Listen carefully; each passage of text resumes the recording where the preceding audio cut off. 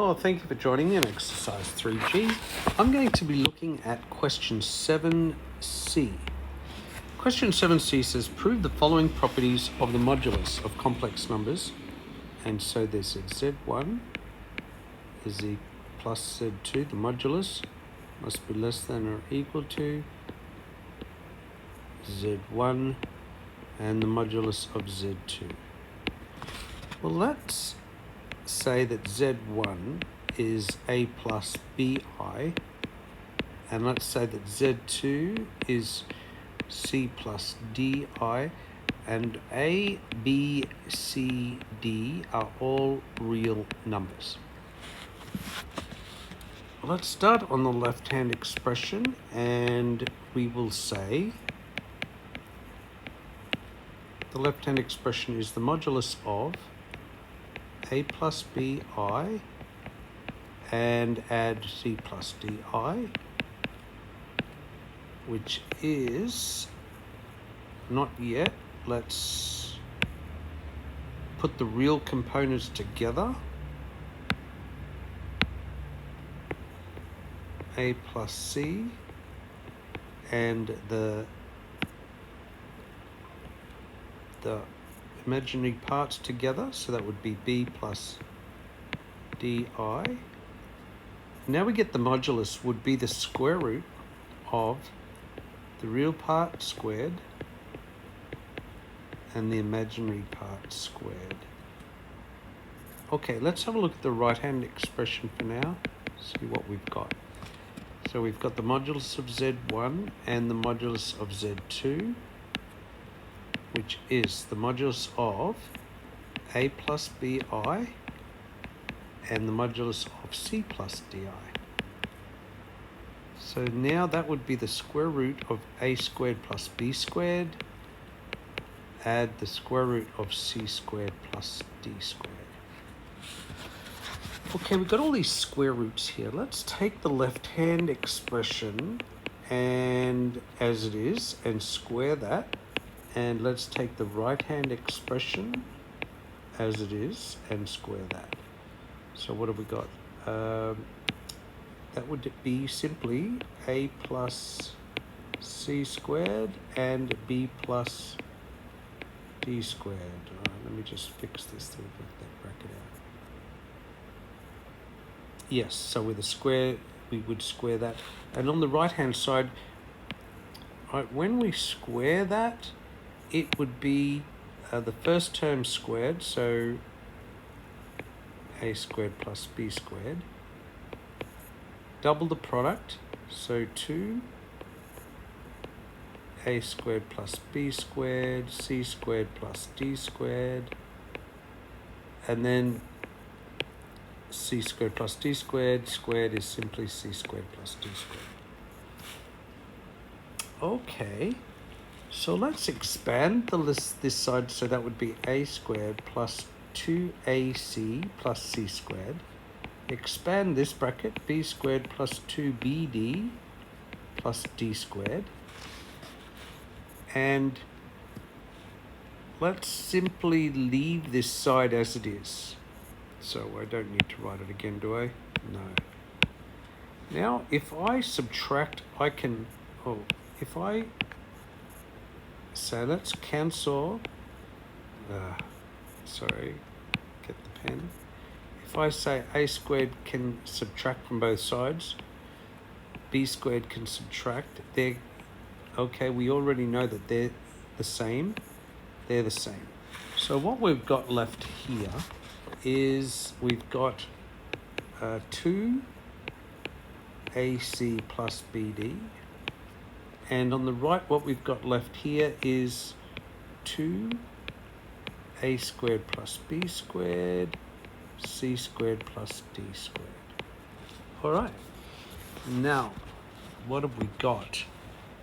I've got an error here. You might have spotted it. When we square this, it would be A squared plus B squared plus 2, the product of, that's still there, and that's still there. So let's put that in. I've forgotten to add those. So let me go back and fix up that mistake. I almost made a bad error. Well, I did make a bad error. Let's see that we spotted it and we fixed it up. Now we've got still a square root on the right hand side. We don't have a square root on the left hand side. So, you know what I'm going to do again? I'm going to take this left hand side that I've got and I'm going to square it again. That would be 4ac plus bd squared. I'm going to take this right hand expression that I have at the moment, square it again, so that would be 4. And now this would be simply a squared plus b squared, c squared plus d squared. So we've eliminated those square roots. Let's cancel the 4.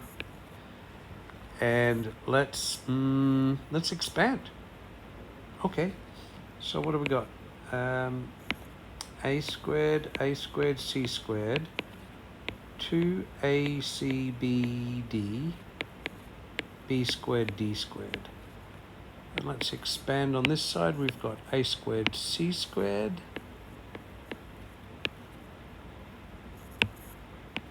a squared, d squared,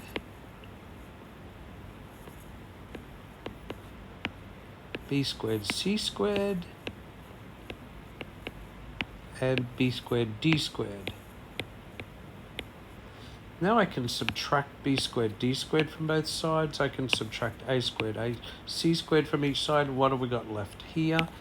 We've got 2acbd, and we've got a squared, d squared, plus b squared, c squared. Well, I don't know about you, but I can see at a squared plus b squared, if I put a minus 2a, if I take this and this, let's just rewrite that as ad squared, bc squared. If I put a minus 2adbc, sandwich that in between our two terms, which means if I subtract 2adbc on the right, I must also take adbc from the left. Now, on the left-hand side, we've got our left-hand expression equals 0. On the right-hand side, we've got AD minus BC squared. Well, here we go.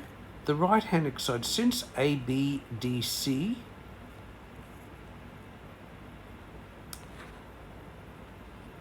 is squared, the right-hand expression is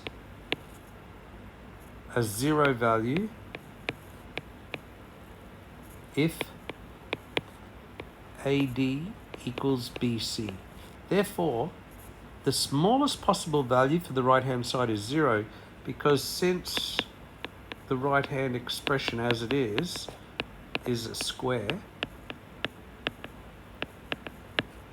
and we know that A, B, D, C, and D are all real numbers, not imaginary numbers. So therefore, it is always positive or equal to 0 in the case of AD equaling BC. Therefore, the right-hand expression is always greater than or equal to 0. Now, the left-hand side, the left-hand expression is 0. Therefore, the right-hand expression is always greater than or equal to the left-hand expression. Or if I turn that around, therefore, the left-hand expression is always less than or equal to the right-hand expression. And that's what we were asked to prove. The left-hand expression is always less than or equal to the right-hand expression. And so, I hope this has helped. Until next time, stay happy.